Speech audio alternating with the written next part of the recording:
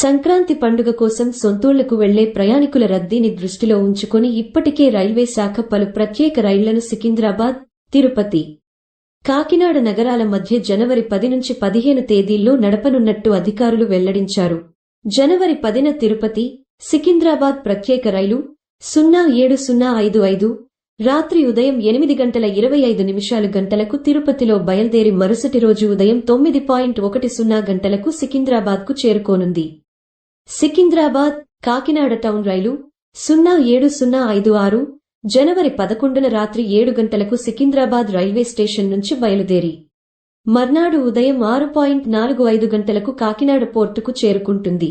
అలాగే తిరుగు ప్రయాణంలో కాకినాడ టౌన్, సికింద్రాబాద్ ప్రత్యేక రైలు 07057 1-2న రాత్రి 9 గంటలకు కాకినాడలో బయల్దేరి మరుసటి రోజు ఉదయం 8:30 గంటలకు సికింద్రాబాద్కు వస్తుంది.